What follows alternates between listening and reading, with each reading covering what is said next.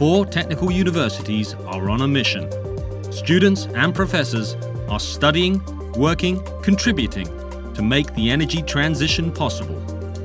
This is their story. The big challenge we have at the moment in terms of how we're going to deliver the amount of wind power capacity that we need, particularly offshore, the 75 gigawatts that the Netherlands is aiming for in the next few decades, is upscaling. The Dutch government wants more offshore wind energy, and for this you need larger wind farms, and larger wind farms involves a lot of computational work. The size of the wind turbines, they are increasing every year. The power that you get is much bigger, and this is a huge challenge for the structure and for the forces on the structure. We work on the aerodynamics of the flow, in particular in regions close to the hub of the wind turbine, and that is the very thick profiles, and they are needed very thick for the structure, but the flow will separate there, the flow of velocities are low, and we try to investigate mechanisms to keep the flow attached to the blade. So how are we going to get those numbers of turbines out into the sea? Turbines are going to be able to operate efficiently for the next 25 years with minimal intervention.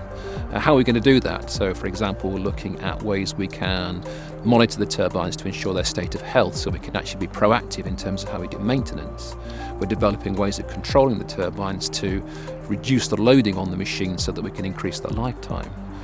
Ways of reducing the impact they have on the environment when we actually construct them in the piling stages of the wind farms. What we are doing here in a larger consortium involving Delft, Twente, Wageningen is developing mathematical methods to compute airflows through these wind farms. Working with formulas with pencil and paper, but also writing computer software, it finally leads to exciting designs where layouts of wind farms, configurations, may be different from what is usual. You are here in the anechoic chamber of our wind tunnel, and here we do a lot of research on noise that is produced by the wind turbine blades. And we experimented quite a lot with serrations. Those are small zigzag edges at the trailing edge, which can help to reduce the noise.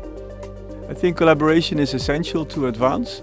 TU Delft, TU Eindhoven, TU Twente. We can have places where they can be trained, we can have exchange students, they can learn in a different environment, and they can learn from very professional people that are already there.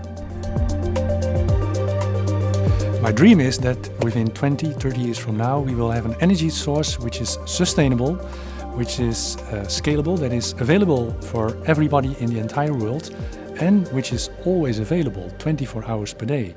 Wind energy is not yet such a candidate, but perhaps with excellent energy storage systems we are there.